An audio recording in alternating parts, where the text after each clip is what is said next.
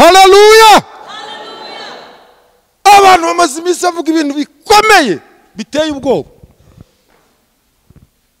Ushobora gutekereza ngo byarangiye, ariko imbabazi ziracyahari. Data aracyahamagara. Haleluya. Aracyavuga ngo narishyuye nimuze. Tugiye gusenga. Bohoka mu mutima. Ruhuka. Yesu ashimwe cyane. Ruhuka. Hambuka. Shyitsa umutima mu nda. Yesu yarishyuye. Ku musaraba yagiyeho kandi rimwe. Icyo ugomba gukora uyu munsi ni nk'icyo wa musore yakoze. Yarambwira ngo ndakubohoye nushaka ugende. Aravuga ngo kuva nanjye umbohoye ntaho nzajya. Nicyo Petero avuga ngo tukuvuyeho twajyahe. Maze tugiye gusenga twakira imbabazi z'Imana, ariko izo mbabazi uzakira utazongera kugira gute kuzirekura. Haleluya. Ubwira Satana ngo Sata, nabimenye kuri umunyabinyoma, uyu munsi menye ko ndi umwana w'Imana nababariwe. Data tuguhaye icyubahiro. Urukundo rwawe ni ntagereranywa. Ibyaha byacu byari bihagije ko ducirwaho iteka, kandi uri Imana itabera. Nta kundi wagombaga kubigenza. Urubanza rw'umunyabyaha, ijambo ryawe riratubwira ngo kuko ibihembo by'ibyaha ari urupfu, ngo ariko impano y'Imana ni ubugingo buhoraho muri Kristo Yesu umwami wacu. Dusome ijambo ubutumwa bwiza uko bwanditswe na Yohana, igice cya 6. Turaza guhera ku murongo wa 53 dusoze icyo gice. Ngiye gusoma muri Bibiliya ifite ikinyarwanda gitandukanye n'icyo tumenyereye, yitwa Bibiliya ijambo ry'Imana, ariko abafite Bibiliya yera mureba ayo magambo, ndetse n'abafite ntagatifu niba hari abayitunze. Izo Bibiliya icyo zivuga ni kimwe, ariko amagambo ikinyarwanda gifite ukuntu gisa n'igitandukanyeho. Iyi Bibiliya nanjye mfite ni Bibiliya yera, ariko ngiye gusoma Bibiliya ijambo ry'Imana nifashishije ubundi buryo. Yesu arababwira ati, ndababwira nkomeje ko mutariye umubiri w'umwana w'umuntu ntimunywe n'amaraso ye, nta bugingo mwaba mufite. Urya umubiri wanjye wese akanywa n'amaraso yanjye aba afite ubugingo buhoraho, nanjye nzamuzura ku munsi w'imperuka. Umubiri wanjye n'ibyo kurya nyabyo, n'amaraso yanjye n'ibyo kunywa nyabyo. Urya umubiri wanjye kandi akanywa amaraso yanjye aguma muri jye, nanjye nkaguma muri we. Nk'uko Data wantumye afite ubugingo, niko nanjye mbufite kubera we, ni nako kandi undya wese azabugira kubera jye.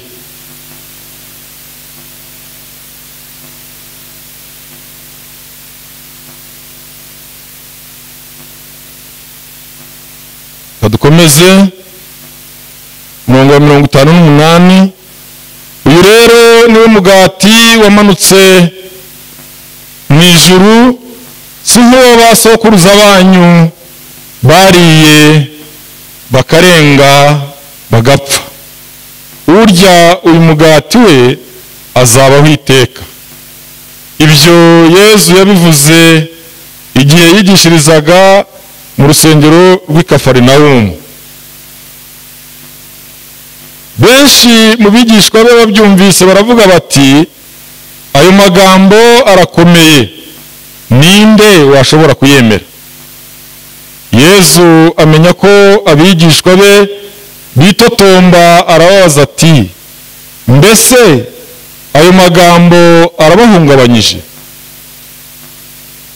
Noneho se byamera bite mubonye umwana w'umuntu azamutse ajya aho yahoze mbere? Mwuka niwe utanga ubugingo, umuntu ubuntu ntacyo amara. Amagambo nababwiye niyo abazanira mwuka n'ubugingo. Nyamara muri mwe hariho abatanyemera. Kuva mbere hose Yesu yarazi abatamwemera, kandi n'uwari ugiye uzamugambanira. Nuko aravuga ati ngiki cyatumye mbabwira ko ntawe ushobora kunsanga atabihawe na Data. Kubw'ibyo benshi mu bigishwa be bavanamo akabo karenge, ntibongera kugendana nawe ukundi. Nuko Yesu abaza abigishwa be 12 ati ese namwe murashaka kwigendera? Simoni Petero aramusubiza ati Nyagasani, twasanga nde ko ari wowe ufite amagambo y'ubugingo buhoraho, kandi twemeye ko ari wowe muziranenge wavuye ku Mana, turabizi rwose. Yesu arabasubiza ati mbese si jye wabatoranyije uko muri 12? Nyamara umwe muri mwe ni intumwa ya Satani. Ubwo yavugaga Yuda Iskariyota mwene Simoni wari ugiye kuzamugambanira. Nubwo yari umwe muri babandi 12. Kandi kwikunda umwana Ngeni kwimunda nakwiriye narumugomye nukwima Yesu nambaniwe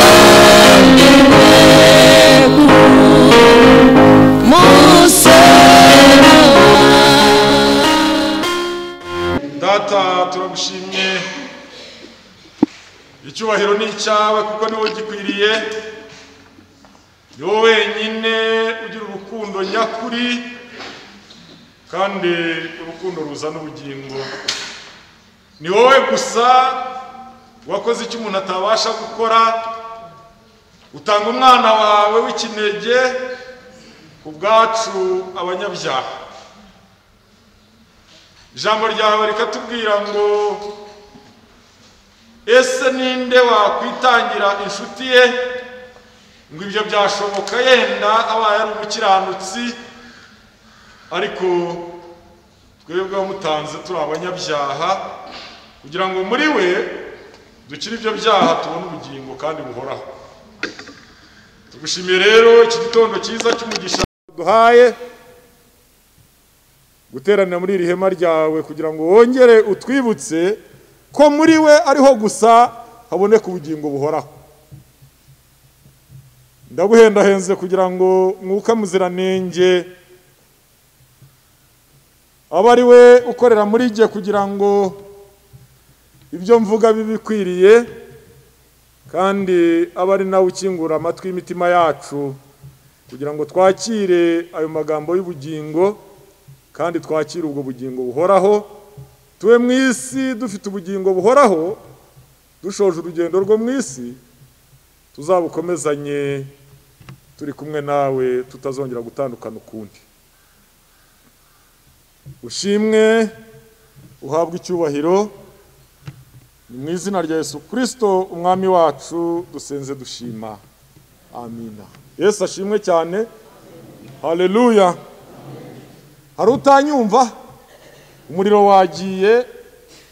Ngiye gukoresha ijwi karemano. Ndagerageza.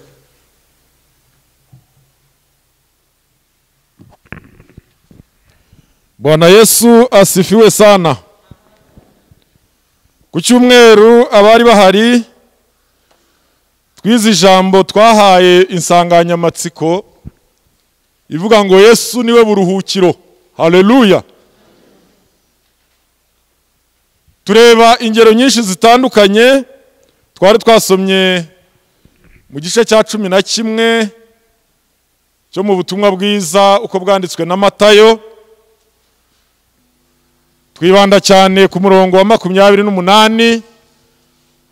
Insanganyamatsiko yaho muri Bibiliya yera iravuga ngo Yesu ahamagara abananiwe n'abaremerewe. Muri ayo magambo twasanze ko ibyo tubamo mu isi byose mu mwanya wo kuturuhura ahubwo bitwongerera umuruho. Dusoza dusobanukiwe neza ko Yesu ari we buruhukiro. Haleluya. Bwana Yesu asifiwe. None rero dusomye amagambo mu butumwa bwiza uko bwanditswe na Yohana atubwira iby'ubugingo buhoraho. Haleluya. Haleluya. Iyo tuvuze ubugingo buhoraho, ikinyuranyo cyabwo ni ubugingo budahoraho burangira. Ndagira ngo rero mbabwire nanone yuko insanganyamatsiko tugiye kwifashisha iratubwira ngo ni muri Yesu gusa. Haleluya. Twabona ubugingo buhoraho. Yesu nashimwe. Iyi ndirimbo nashakaga ko turirimba tugasanga tutayimenyereye. Umuririmbyi mu gitero cyayo cya mbere aravuga ngo Yesu ni wowe musa mbonyemo amahoro nifuzaga. Najyaga nyashaka sinyabone ngasuhuza umutima iteka. Haleluya. Haleluya. Ni Yesu wenyine. Kandi ni muri Yesu gusa honyine twabona ubugingo buhoraho. Dusomye amagambo Yesu avugana n'abigishwa be bari benshi. Yesu yari afite abigishwa benshi 12 bakunda kuboneka ni intumwa nabo yari yahamagaye. Usomye muri Mariko 3 ngo yahamagaye benshi bamusanga ku musozi atoranyamo bake muri bo. Bibiliya ikoresha ijambo ngo abakunda ngo kugira ngo abane nabo ajya batuma hose kubwiriza ubutumwa. Abangaba rero ni itsinda ritoya ariko rihagarariye benshi. Nicyo mu Cyongereza bita the inner circle. Ni itsinda rito ariko yari afite abigishwa benshi. Muri abo benshi rero umunsi umwe bateranye yari yaraye abahaye imitsima abagabo 5,000 bariye ngo utabariyemo abagore n'abana ngo bararya barahaga. Imigati 5 n'amafi 2. 5,000 by'abagabo wongeyeho umubare w'abagore benshi n'abana. Abantu benshi iyo basomye aya magambo batangira kujya muri bya bindi bise jenda mu ndimi z'amahanga bakavuga ngo na Yesu ntiyahaga agaciro abagore. Ariko nagira ngo mbafashe cyangwa mfashe ubitekereza atyo, abagore n'abana Yesu abaha agaciro ndetse cyane, kuko Imana yamutanze ku bwacu twese kugira ngo muri twebwe twese uzamwizera wese abone ubugingo budashira. Haleluya. Ngo yahagije abantu 5,000 utabariyemo abagore n'abana. Yesu ashimwe cyane. Haleluya. Noneho rero iyi nkuru yo iravuga umunsi atari yatanze imitsima, yari yarayitanze, abantu bararya barahaga, buracya barongera baza kumushaka, ndetse ngo arabanza asa n'ubihisha yambuka inyanja ajya hakurya y'inyanja ngo bamukurikirayo. Bamugezeho ngo baramubwira ngo aho hageze ryari ko twagushatse tukakubura. Arabanza arabaza ngo ariko igituma munshaka nuko mwumvise amagambo mvuga cyangwa nuko mwari imitsima mugahaga? Bakira aho ngaho noneho ntiyatanga imitsima ahubwo arigisha.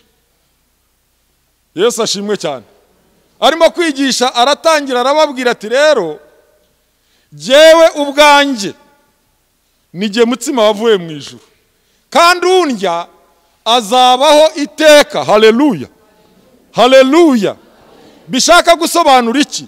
Yohana 14 insanganyamatsiko iravuga ngo Yesu niwe nzira n'ukuri n'ubugingo. Ufite Yesu muri we afite ubugingo kandi buhoraho. Bwana Yesu asifiwe. Haleluya. Aravuga ngo jewe ntabwo meze nka wa mutsima w'ingano basogokuruza wanyu bariye mu butayu. Yavugaga igihe cya Mose n'Abisiraheli bava muri Egiputa, igihe bahabwaga mana. Ati abariye uwo barapfuye, ariko jewe undya akanywa n'amaraso yanjye afite ubugingo buhoraho. Haleluya. Akomeje kubabwira ayo magambo, turarebye ku murongo wa 66 ngo baravuga ngo ayo magambo arakomeye ngo ninde wayihanganira. Bibiliya twasomye ijambo ry'Imana yo yavuze ngo benshi bikuriramo akabo karenge ntibongera kugendana nawe. Bibiliya yera iravuga ngo benshi ngo bahera ubwo basubira inyuma barorera kumukurikira. Baragenda bya bihumbi byinshi biragenda, ahindukiye abona hasigaye babandi 12. Yesu ashimwe cyane. Haleluya. Arabareba nabo ngo bari bakirimo Yuda. Yuda nawe ntabwo ari mu bashaka ubugingo, yari mu b'imitsima. Ngira ngo yihanganyeho agira ati aharaho mukanya ubwo tubaye bacyaraza kutugaburira. Kandi yaragabuye, ahubwo abatari bakeneye ubugingo nyine nibo baviriyemo. Ariko nagira ngo mbashishikarize kwakira ubugingo buhoraho muri Kristo Yesu umwami wacu. Yesu ashimwe cyane. Haleluya. Noneho nabo ashaka kumenya ikibarimo, ashaka kumenya ikibashigaje. Ni nk'uku ejo nari ndimo nsoma inkuru kuri YouTube, umukobwa atanga ubuhamya ngo nagiye mu rusengero ngo nikurikiriye umusore wari warantwaye umutima, ngo ngezeyo umwuka mfatirayo. Data nahabwa icyubahiro. Hari ubwo abantu bajya baza bashaka ibishira, bahagera bakagira umugisha wo kubona ibihoraho. Yesu nashimwe. Ngo arababaza ngo mbese namwe murashaka kwigendera? Yesu ashimwe. Bibiliya yera iravuga ngo namwe murashaka kugenda, ariko iyi ngiyi Kinyarwanda cyayo ndagikunda. Namwe murashaka kwigendera. Umugabo witwa Simoni Petero ngo aramubwira ngo mwigisha, twakuvaho tukajya kuri inde? Haleluya. Twakuvaho tukajya hehe? Ko ari wowe wenyine ufite amagambo y'ubugingo buhoraho, ngo kandi natwe twarakwizeye, tuzi yuko uri Kristo wera w'Imana. Haleluya. Tuzi ko muri wowe ariho honyine hari ubugingo buhoraho. Yesu nashimwe. Ijambo ry'Imana muri iyi ndirimbo aravuze ngo, umuririmbyi aravuga ngo kandi uko ikunda umwana wayo jye niko inkunda ntakwiriye. Akavuga ngo nari umugome nuko impa Yesu ngo ambambirwe ku musaraba. Haleluya. Amaze kunyurwa n'ibyo aravuga nanjye nzajya ndirimba urwo rukundo ndukwize mu isi yose. Yesu ashimwe cyane. Iyo unejejwe cyangwa unyuzwe n'ubuntu wagiriwe, nawe hari icyo ukora. Umuririmbyi yaravuze ngo nanjye uru rukundo nzahora nduririmba kandi ndukwize mu isi yose, kugira ngo n'abandi bumve ko Yesu agira neza, baze bakira ubugingo budashira. Haleluya. Nabasaba kugira ngo natwe numara kumenya uko kugira neza kw'Imana, ugasogongera ukumva ko Umwami agira neza, ujye ugenda ubishishikariza abandi. Tigo Yaduka yaravuze ngo ntimubyihererane, ntimukihererane iyo neza y'Imana. Yesu ashimwe cyane. Haleluya. Nagira ngo mvuge gake ku rukundo rw'Imana, hanyuma dusenge. Yesu ashimwe cyane. Haleluya. Mfite inkuru ebyiri ndi buvuge nihuta zidufasha gusobanukirwa neza urwo rukundo. Kera ngo bakigurisha abacakara, umuntu umwe ngo yafashe umusore mwiza w'uburanga, w'umunyambaraga, aramuboha amaboko, aramushorera, amujyana mu isoko bagurishirizagamo abantu. Amugejejeyo, ariko ngo aho yamucishije mu nzira, umuntu ngo aramureba aramukunda. Aratekereza aravuga ngo uyu muntu bagiye kumugurisha kugira ngo ajye kuba inkorera gahato. Afata amafaranga yari afite aramukurikira. Aragenda agera mu isoko.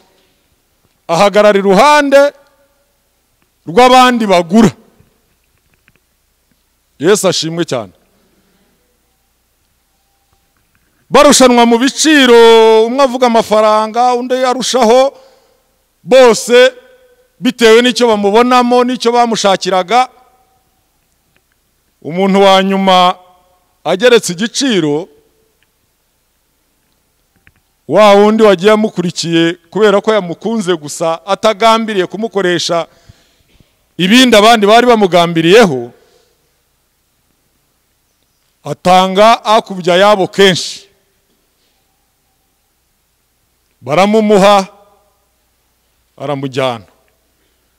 Ngo bigiye imbere, amuhambura ya migozi ku maboko. Amaze kumuhambura, wa musore ngo arahindukira aramubwira ati se kumpambuye,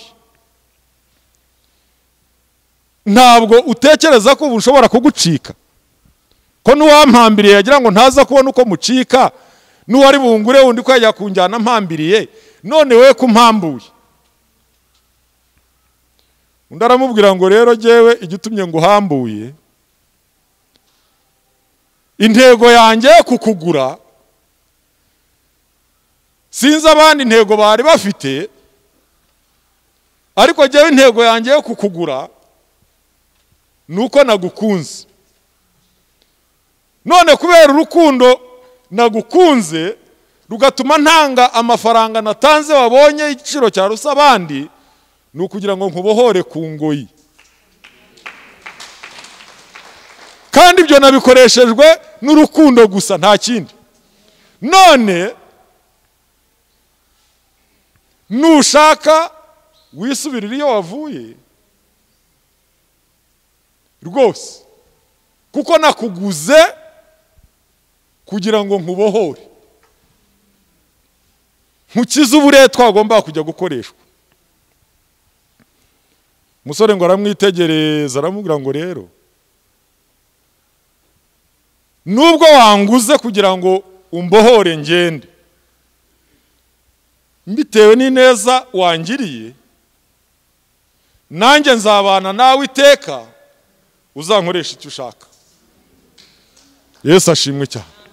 Haleluya, haleluya. Yesu turi abanyabyaha, Bibiliya tubwira mu ijambo ry'Imana mu Byahishuwe 5 ngo mu ijuru Yohana yerekwa ibizabaho, ngo abona iyicaye ku ntebe ifite igitabo ngo gifatanyishijwe ibimenyetso 7 by'ubushishi. Ngo hanyuma marayika arahaguruka arabaririza ngo ninde wakwakira kiriya gitabo akakibumbura kugira ngo acungurire Imana bari mu isi. Yesu ashimwe cyane. Bibiliya tubwira ngo mu ijuru habura n'umwe, no mu isi habura n'umwe, ngo ni kuzimu habura n'umwe. Ngo hanyuma Yohana atangira kurira. Yari yeretswe yuko abantu bagombaga kubona ubacungura, akabakura mu rupfu rw'iteka, akabaha ubugingo budashira, ariko aciye mu mibabaro. Yohana ngo atangiye kurira, ngo marayika wundi arahaguruka aramubwira ngo Yohana wirira. Haleluya. Ngo wirira kuko intare yo mu muryango wa Yuda, igishyitsi cya Dawidi, anesheje kugira ngo abumbure icyo gitabo. Haleluya. Kandi ngo amene n'ibimenyetso 7 bigifatanyije by'ubushishi. Uwo ni Yesu Kristo umwana w'Imana, nta wundi. Bwana Yesu asifiwe. Haleluya. Abandi bararebaga babona akaga karimo, abamarayika barananirwa, ibizima birananirwa, abakuru barananirwa, ibyaremwe byose habura n'umwe. Yesu aritanga. Haleluya. Kugira ngo ajye nawe atubohore, kandi nta kindi cyabimuteye, nuko yadukundaga gusa byonyine. Haleluya. Kubera urwo rukundo yatanze ubwe bugingo kugira ngo muri we tubone ubugingo budashira.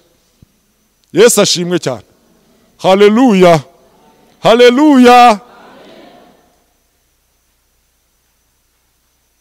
Ntabwo ari ibintu byoroshye. Bibiliya ni kwivuga ngo birashoboka ko umuntu ashobora kwitangira inshuti ye. Koko birashoboka, ariko se hari aho bishoboka ko umuntu yakwitangira umunyabyaha inshuti yenda? Birashoboka. Ari ugutanga amafaranga birashoboka. Ariko abo twari hamwe ubushize mu materaniro ya nimugoroba, Abanyarwanda baravuga ngo yaterewe hejuru umwe agira ati asamaye. Imana itugerageje umunsi umwe igafata umutima w'umwana n'uwa nyina, kubera ko ubwo mvuze nyina kubera ko abagore ubundi nibo bagaragaza cyane imbabazi ku bana kurusha abandi bantu bose.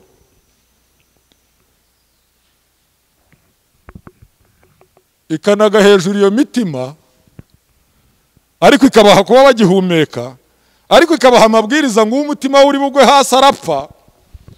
Ntekereza ko uwo mwana umanukiye hejuru ya nyina uwo akabona ugiye hariya, niko ntekereza. Sinzi uko mwe mubitekereza. Ntekereza ko yakwiruka ajya gufata uwe. Yesu ashimwe cyane. Haleluya. Simbizi uko mwebwe mubitekereza, cyangwa abo babyeyi nari ntanzeho urugero bo niba bafatiye abana hanyuma abana bakabaho bo bagapfa, simbizi. Ariko uko ijambo ry'Imana ritubwira, ni Yesu wenyine watanze ubugingo bwe ku bwacu kugira ngo tubeho. Haleluya. Indi nkuru ngufi nihuta ngana ku musozo, ni inkuru nasomye mu gitabo, ngira ngo hari n'ubundi nayibabwiyeho. Abasore babiri ngo bahuriye mu ishuri barigana muri segonderi, barakundana ngo baba inshuti magara. Bose baratsinda bajya kuri kaminuza bakomeza kuba inshuti magara. Bariga bararangiza, umwe yiga ubucamanza, undi yiga ibindi. bashoje akazi nako bashoje amasomo barataha, umwe asubira iwabo undi asubira iwabo. Wa undi wize ubucamanza ngo aragenda abona akazi, aba umucamanza mu rukiko rw'ikirenga. Wa wundi nawe aragenda akazi karabura, akubitana n'ubuzima bugoye, bimaze kumuyobera ajya kwiba, ahinduka ikirara ruharwa. Igihe kimwe baramufata, baramuboha, bamushyira muri gereza. Inkiko zose zigenda zimucira urwo gupfa, agasaba kujurira. Igihe kiragera ajurira ku mucamanza wo mu rukiko rw'ikirenga. Agezeyo ntabwo yari azi ko ari wa wundi biganye, kuko bari baratandukanye, umwe asubira iwabo undi asubira iwabo, bari barahuriye mu ishuri. Umwe ntiyongera kumenya ubuzima bw'undi. Bamugejeje muri urwo rukiko, koko urubanza rwaramutsindaga, kuko n'ibimenyetso byatumaga atsindwa byaragaragaraga. Yari igisambo ruharwa. Yesu nashimwe cyane. Haleluya. Ahingutse imbere ya wa mucamanza wa nyuma, amukubise amaso aramumenya. Yesu ashimwe cyane. Haleluya. Aramureba aramumenya. Abona ni ya nshuti ye biganye, bakundanaga urukundo twita karamata mu Kinyarwanda. Ariko kandi abari mu ntebe y'ubucamanza bugomba guca urubanza rutari urwa kibera. Yesu ashimwe. Ndagira ngo mukurure iyo foto. Ni umucamanza ugomba guca urubanza atabogamye, kandi bamuzaniye igisambo cyibye abantu, cyabayogoje, cyisha abantu, inkiko zose zaciriye urugikwiriye rwo gupfa.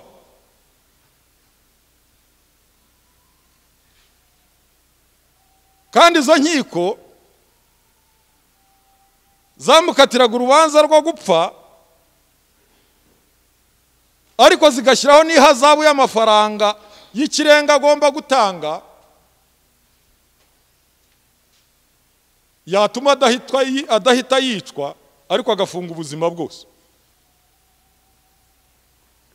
Yesu ashimwe cyane. Haleluya. Amafaranga ntayo yari afite, kandi urubanza rwaramutsindaga.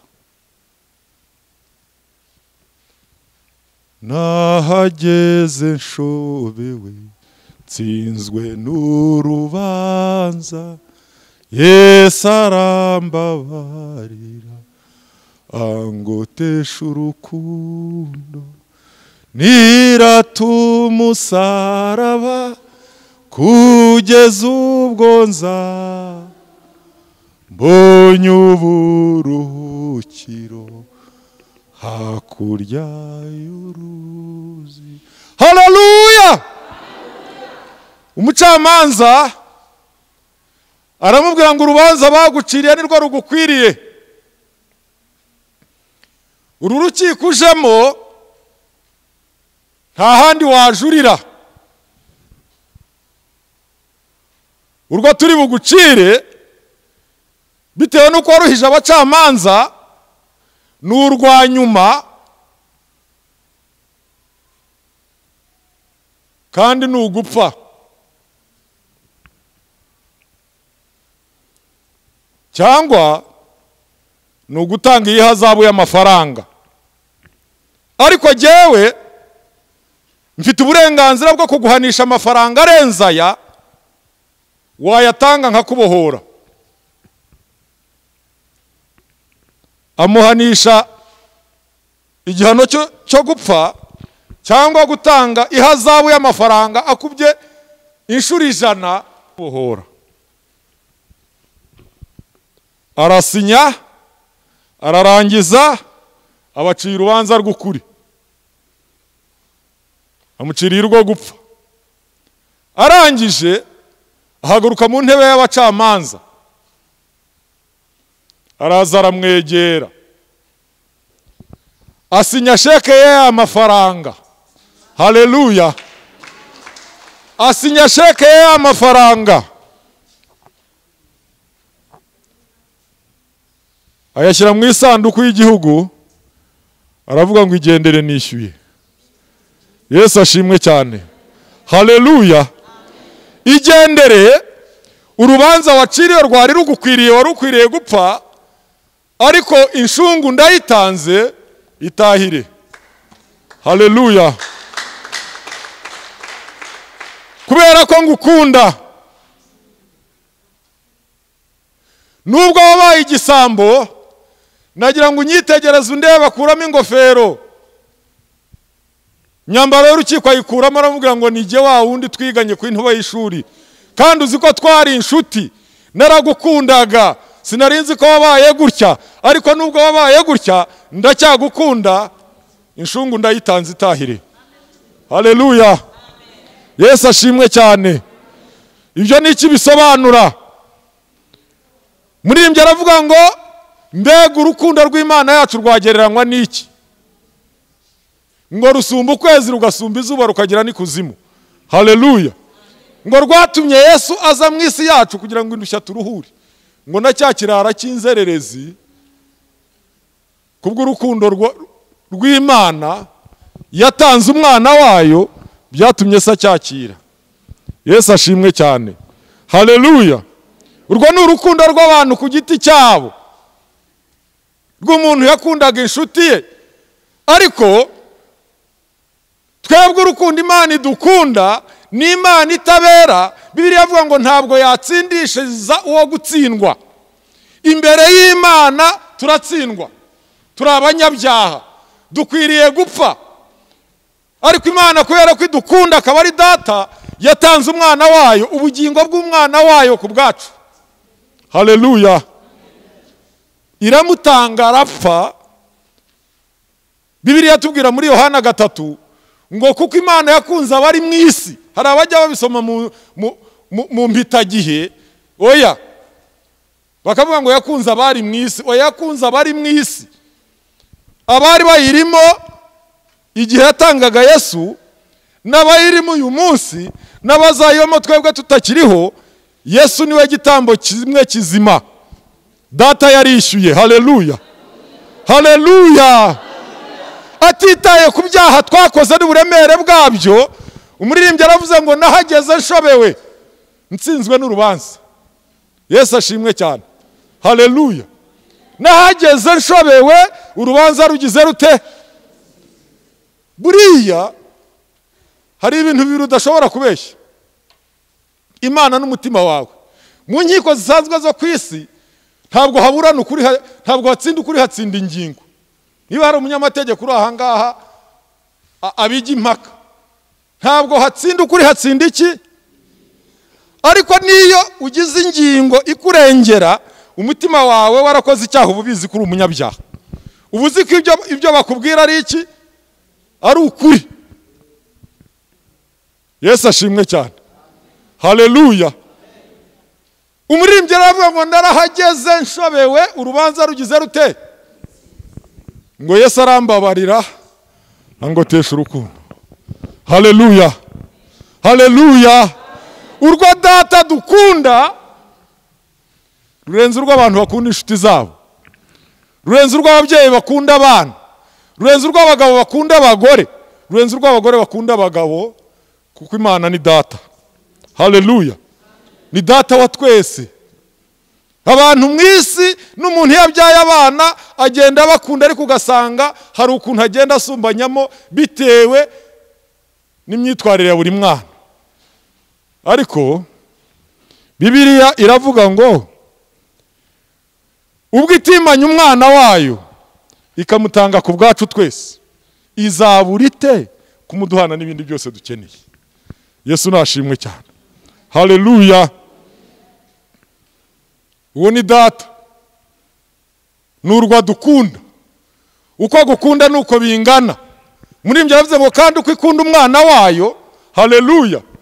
Je niko inkunda ntagize nte, urubanza runsinda nkwiriye gupfa, ariko Imana ikavuga ngo oya ntabwo uri bupfe kubera ko ngukunda, hagiye gupfa Yesu wowe ubeho. Mwakira urwo rukundo rw'Imana. Yesu ashimwe cyane. Haleluya. Yesu aravuga ngo nije gusa. Petero yari yabibonye, yari abizi, yari yamwihakanye kwa Kayafa mu rugo, yari akwiriye gupfa. Yesu ashimwe cyane. Haleluya. Ntaho icyaha cya Petero cyari gitandukaniye n'icya Yuda, ariko aho binyuraniye ni kandi bose Yesu yari abizi ko bari bukora ibyo bakoze. Yuda ngo amaze kubikora yahise yirukanka ava no mu maso ya Yesu, aragenda ajya kwiyahura. Petero amaze kubikora ngo Yesu ahindukiye amurebye, Petero ngo ararira. Yesu ashimwe cyane. Haleluya. Petero yari abizi ko icyaha yakoze cyari gikwiriye kumwicisha. Yesu ababaje ngo namwe murashaka kugenda, ambwira ngo nta handi twajya, tukuvuyeho naho twabona. Haleluya. Nta handi uzabona amahoro atari muri Yesu, nta handi uzabona umunezero atari muri Yesu. Uyu muririmbyi wo mu ndirimbo y'ijana na 23 aravuga ngo najyaga njya kwiriba ry'iby'isi. Abantu bajya banza bakagerageza bagashakisha. Igitero cyayo cya gatatu aravuga ngo najyaga njya kwiriba ry'iby'isi mfite inyota nyinshi cyane, ngo naba ngiye kunywa agakama ubwo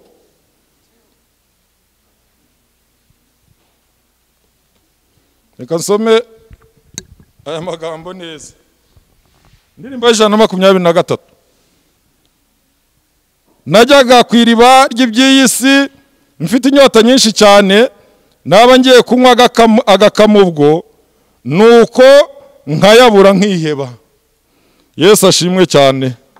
Haleluya. Ariko Yesu ni isoko y'amazi y'ubugingo. Bwana Yesu asifiwe. Yesu ni wowe soko y'amazi y'ubugingo, reka nkunyweho cyane undudubize imbere, nuko umutima wanjye ujye uzurite amazi y'iyoso abe mesha dakama. Haleluya. Nagira ngo mbabwire ngo Yesu yarishyuye igiciro gikwiriye gihwanye no kugira ngo ubeho. Yesu yaragitanze. Yesu ashimwe cyane. Satana ntakubeshye, Satana ntagutera ubwoba, Satana ntakwihebeshe. Ndabizi neza Satana ajyaza akabwira abantu akavuga ngo nta handi, abantu barabimenye, nta n'ukigukunda, nta naho uzabona ujya. Nagira ngo babwire ngo Yesu waracyabakeneye. Haleluya. Yesu aracyadukunda, Yesu aracyadushaka, Yesu yaratwitangiye, yarishyuye. Muze mwakire sheke. Yesu ashimwe cyane. Satana ntagutera ubwoba. Ibyo waba warakoze byose aracicaye ku ntebe y'imbabazi data, kandi ikiru yaragitanze. Ushaka kwakira izo mbabazi ahaguruke. Yesu ashimwe cyane. Ushaka kwakira izo mbabazi za data ahaguruke dusenga n'Imana. Satana ntagukura umutima. Hamaze iminsi havugwa ubutumwa bukakaye ku mbuga nkoranyambaga, niba mumaze iminsi mubyumva. Bukakaye watekereza ngo nta kindi gisigaye, ariko nagira ngo mbabwire ngo imbabazi ziracyahari. Haleluya. abantu bamaze iminsi bavuga ibintu bikomeye biteye ubwoba, ushobora gutekereza ngo byarangiye, ariko imbabazi ziracyahari. Data aracyahamagara, haleluya, aracyavuga ngo narishyuye nimuze. Tugiye gusenga. Bohoka mu mutima, ruhuka. Yesu ashimwe cyane. Ruhuka, hambuka, shyitsa umutima mu nda. Yesu yarishyuye ku musaraba, yagiyeho kandi rimwe. Icyo ugomba gukora uyu munsi ni nk'icyo wa musore yakoze. Yarambwira ngo ndakubohoye nushaka ugende. Aravuga ngo kuva nanjye umbohoye ntaho nzajya. Nicyo Petero avuga ngo tukuvuyeho twajyahe. Maze tugiye gusenga twakira imbabazi z'Imana, ariko izo mbabazi uzakira utazongera kugira gute kuzirekura. Haleluya. Ubwira Satana ngo Sata, nabimenye ko uri umunyabinyoma, uyu munsi menye ko ndi umwana w'Imana nababariwe. Data tuguhaye icyubahiro, urukundo rwawe nintagereranywa. Ibyaha byacu byari bihagije ko ducirwaho iteka, kandi uri Imana itabera, nta kundi wagombaga kubigenza. Urubanza rw'umunyabyaha, ijambo ryawe riratubwira ngo kuko ibihembo by'ibyaha ari urupfu, ngo ariko impano y'Imana ni ubugingo buhoraho muri Kristo Yesu umwami wacu. Tugushimiye impano nziza y'ubugingo buhoraho waduhereye muri Kristo Yesu. Ngabo abana bawe bahagaze imbere yawe, abagabo n'abagore, abahungu n'abakobwa, bakiriye impano yawe y'ubugingo buhoraho muri Kristo Yesu. Banezererwe, bishimire, buhagira ibyaha byabo, bakureho ibibaremerera byose, baha ubugingo buhoraho muri Kristo Yesu umwami wacu. Urakoze Data, icyubahiro ni icyawe, kuko ni wowe wenyine ugikwiriye. Dusenze dushima ko ubiduhaye mu izina rya Kristo Yesu, amina. Yesu ashimwe cyane, haleluya. Ntabwo twongera kwicara, habaye hari uwenda kwatura twamuha umwanya, abaye ntawe isaha zageze. Tugiye gusenga dusaba umugisha w'Imana. Yesu nashimwe cyane, haleluya. Hanyuma turirimba indirimbo dusoza, kandi tugiye gusenga dusengera ibyifuzo bitandukanye. Dufite abarwayi, dufite umukecuru witwa Pasikaziya Muriza amaze iminsi mu bitaro, dufite umusaza witwa Samu Rubagumya ari mu bitaro ngira ngo kuva hafi yo kuwa mbere. Cyakora inkuru nziza naraye numvise nimugoroba, yagiye ari muri koma, yamaze iminsi muri koma, ariko nimugoroba twavuganye yambwiye ngo hari ikirimo gihinduka. Hari n'abandi barwayi batandukanye yenda tutamenye mu ngo, hari n'ibindi byifuzo dufite. Nimunyemerere dufatanye kubisengera, hanyuma dusaba umugisha. Data, mu izina rya Yesu Kristo, turagushimira ibyiza ujya uduha kandi udukorera uko bukeye n'uko bwije, umuntu ku giti cye ndetse n'abantu muri rusange. Turagushimira umugisha utanze, Mwami Imana, w'insengero zimaze gufungurwa muri aka karere ka Nyagatare ndetse no mu gihugu hose.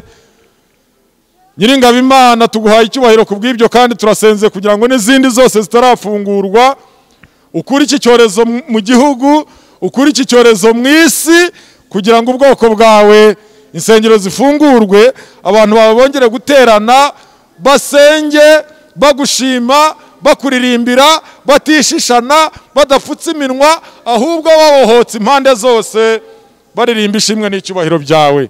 Nyiringabo Imana, kandi ibyo turabyakiriye. Tugushimiye ibyiza waduhaye iminsi itambutse yose, abahungu n'abakobwa tumaze iminsi dushyingira. Nyiringabo Imana, uhabwe icyubahiro kubw'ibyo. turagushimira ku bandi bafite ubukwe muri iyi minsi iri imbere.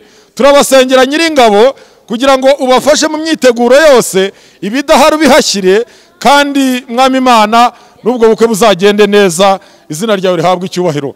Turacyakwereka abahungu n'abakobwa bakeneye gushinga ingo, Mwami Imana yacu, bahitiremo bakwiriye, bagenera ibibakwiriye, ubakira ingo nziza, dufatanye nabo kugushima. Mwami Imana, turacyakeneye ko abana bacu bajya ku mashuri, turacyakeneye ko business zifungurwa zose, turacyakeneye ko ibintu bikorwa. Niyo mpamvu dukomeza kukwinginga ngo ukureho COVID-19 mu izina rya Kristo Yesu. Abana bacu basubire ku mashuri, abandi basubire mu mirimo, ibintu byose bikorwa uko byakorwaga, ndetse bikorwe birenzeho, izina ryawe rikomeze gushimwa.